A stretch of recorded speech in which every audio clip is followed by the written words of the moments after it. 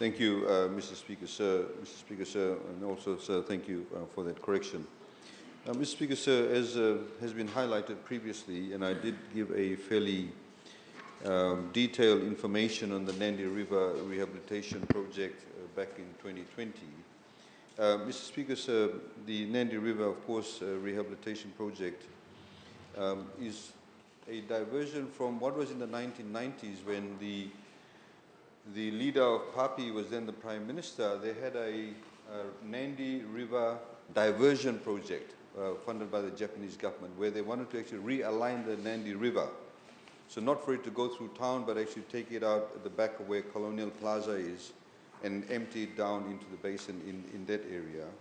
But of course that never took place, a lot of lack of accountability during that period, sir. In 2016, the JICA actually conducted a feasibility study, sir, referred to as the Nadi River Basin Rehabilitation Project.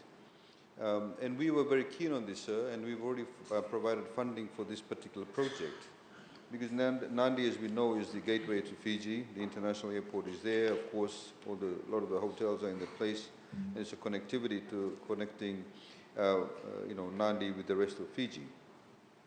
So the project actually proposed by the team has a number of elements to it. Firstly, there is a retarding basin and river improvements downstream. Construction of a ring dike downstream, river widening. When I say river widening, I also mean river deepening in midstream, and replacement of two bridges, the existing two bridges. One is what we call the back road, and one is in the town area.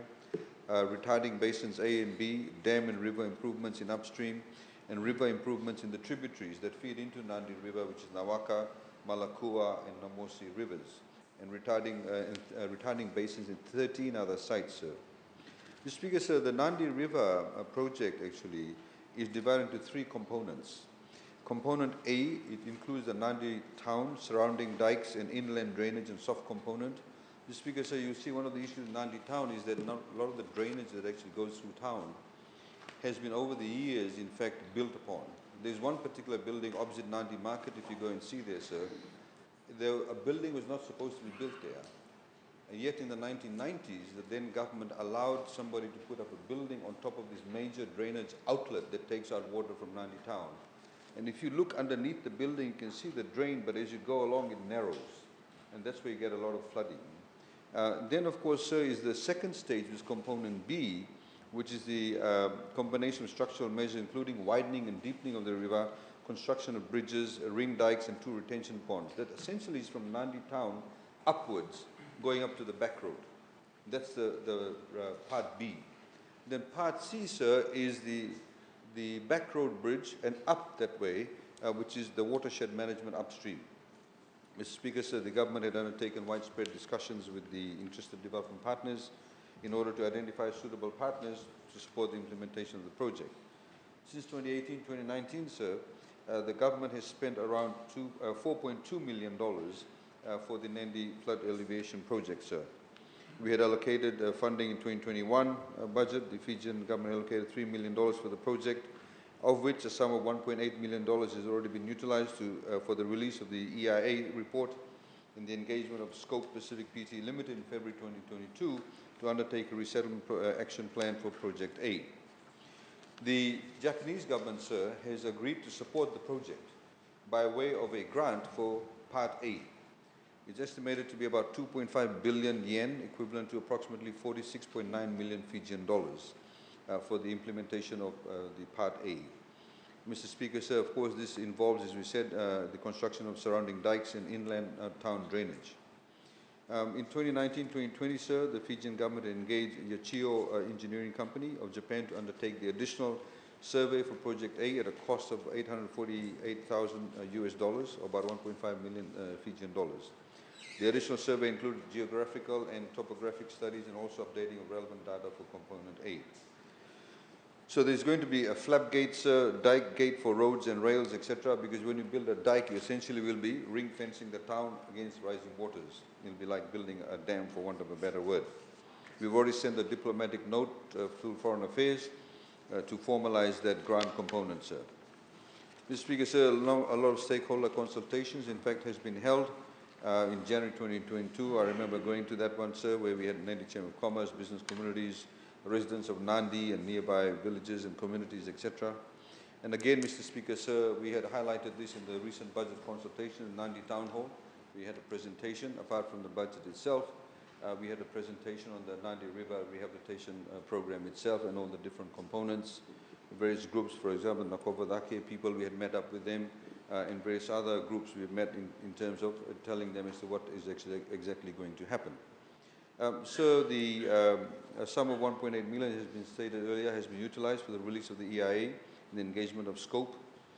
Mr. Speaker said the next steps, of course, we've also got what we call the minutes of discussions or the preparatory survey for the project for Nadi River, and detailed project designs will be also issued, sir.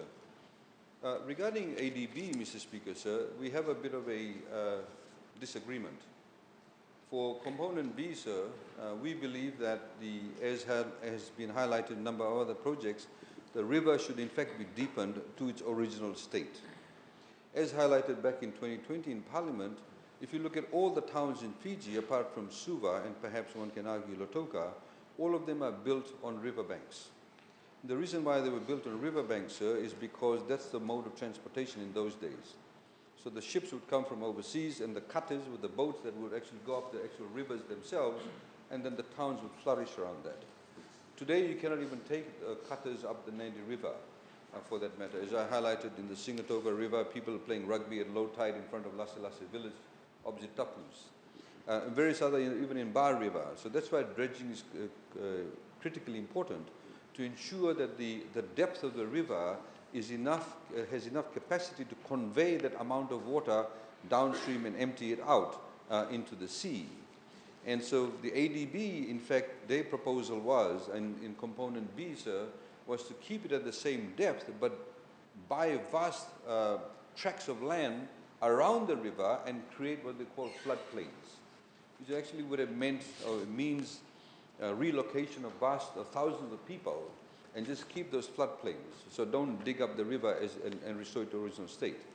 We, of course, have said no. We need to ensure the river gets restored to its original depth.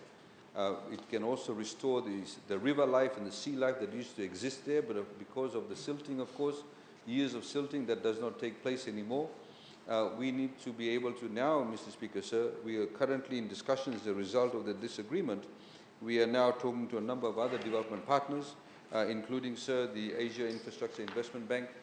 We're talking also to JICA, World Bank, and in fact, Mr. Speaker, sir, the component C, the Australians are already looking at component C, the AIFFP, Australian Infrastructure Finance Facility Program. And that, Mr. Speaker, sir, I would say would be the most recent update.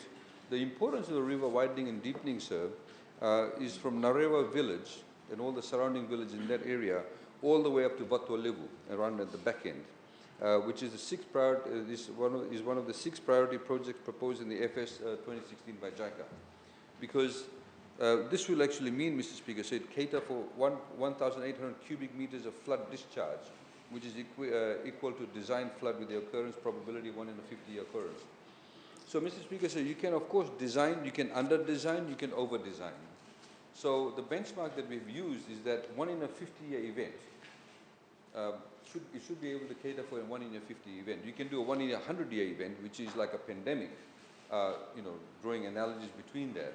That will, of course, mean a lot more deepening, a lot more widening, a lot more drainage systems. But if we cater for 1 in a 50 event, we believe that is good enough to be able to meet the conveyance of water in a 1 in a 50 event, sir. So that, in a nutshell, Mr. Speaker, sir, is the current status of the Nadi River Rehabilitation Project. Thank you, sir.